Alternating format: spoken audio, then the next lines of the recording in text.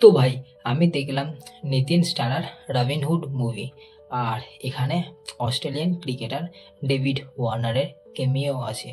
তো কেমন লাগলো মুভি বলা যাক। আমি Arko, welcome to the new video. প্রথমেই বলে দিই, মুভির কিন্তু কোনো মাথা মুন্ডু নাই, কিন্তু তবুও মুভিটা এন্টারটেইনিং লাগবে। এর কারণটা আমি পরে বলছি। এর দুটো ইনার পার্ট রয়েছে, যেখানে ফার্স্ট হাফে দেখানো হয়েছে যে নিতিন ছোটবেলায় কেমন গরিব ছিল, সেই ছোটবেলায় কীভাবে অরফেনেজে থাকতো, কোনো টাকা ছিল না তার কাছে, আর এভাবেই সে ছোট থেকে বড় হয়ে ওঠে। আর এই বড় হওয়ার পরই সে হয়ে ওঠে রবিনহুড। আর যেহেতু সেও একজন ছোটবেলায় গরিব ছিল, তাই সে গরিবের সমস্যাটা বুঝতে পারে, আর বড় হওয়ার পর সে রবিনহুড হয়ে যায়, আর তারপরে সে সমস্ত গরিবদের সাহায্য করে। এতক্ষণ পর্যন্ত যে মুভিটা চলতে থাকে সেটা মুভির সেটআপেই অনেকটা সময় লেগে যায়, কিন্তু তবুও এটাই ছিল মুভির সবথেকে বেস্ট পার্ট আর মুভির সবথেকে সুন্দর পার্ট। কারণ তারপর রবিনহুড হয়ে যায় বড়, আর তারপর তার জীবনে চলে আসে একটা মেয়ে, আর মেয়ে আসা মাত্রই তার গোটা স্টোরিটাই পাল্টে যায়, আর মুভিও গোটাটাই উল্টো হয়ে যায়। তারপর ওই মেয়েটা একটা গ্রামে যাবে, আর রবিনহুড তাকে সিকিউরিটি দেবে।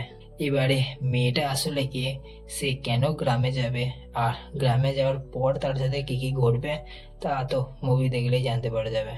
মুভির স্টোরি কিন্তু কোনো মাথা মুন্ডু নাই, কিন্তু তা সত্ত্বেও মুভি বেশ এন্টারটেইনিং লাগে আমাদের কাছে। কারণ মুভির মধ্যে যে কমিক এলিমেন্টসগুলো আছে সেগুলো পারফেক্ট। প্রত্যেকটা কমিক এলিমেন্টসই মুভির সিচুয়েশনের সাথে পুরো 100% ম্যাচ খেয়ে যায়। বাকি নিতিন যেভাবে অ্যাক্টিং করেছে আর তার যে ক্যারেক্টারটা মুভির মধ্যে আছে সেটাই একটা মজার। আবার মুভির কোনো সিনই মেকার্সরা খুব একটা বেশি লুজ করে নাই, যার কারণে মুভির মধ্যে কোনো সময়ই আমাদের খুব একটা বোরিং লাগবে না। আর মুভির বাজেট হচ্ছে 60 কোটি টাকা, কিন্তু সেটা আমরা মুভির সিন দেখলেই বুঝতে পারি যে কোথায় কত টাকা ইউজ হতে পারে।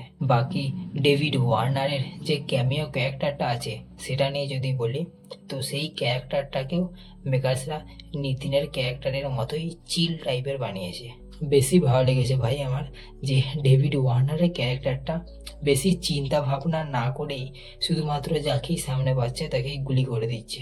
মুভির ফার্স্ট হাফটা তাও একটু ইন্টেন্স টাইপের ছিল, কিন্তু সেকেন্ড হাফে মেকার্সরা অতটা গুরুত্বও দেয়নি, একদম চিল টাইপের ছিল। আর যে অ্যাটিটিউড নিয়ে মুভি এগিয়ে যাচ্ছিল সেম টাইপেই শেষ হয়েছে। কিছু কিছু এরকম মুভি থাকে যেগুলোর স্টোরি খুব একটা ভালো থাকে না, কিন্তু তার পজিটিভ অ্যাটিটিউডের জন্যে মুভি ভালো হয়ে যায়। এটার ক্ষেত্রেও তাই হয়েছে। আর তারপর এটা হচ্ছে সেই টাইপের মুভি যেগুলো একবার দেখো, এনজয় করো, আবার ঘরে এসে ভুলে যাও।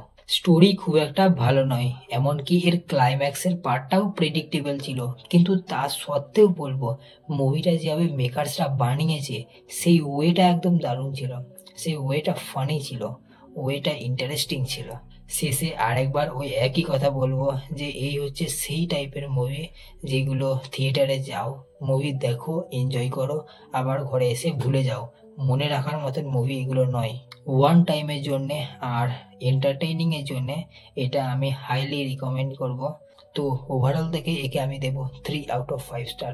আবার দেখা হচ্ছে নেক্সট ভিডিওতে। বাই, সাবস্ক্রাইবটা করে দাও।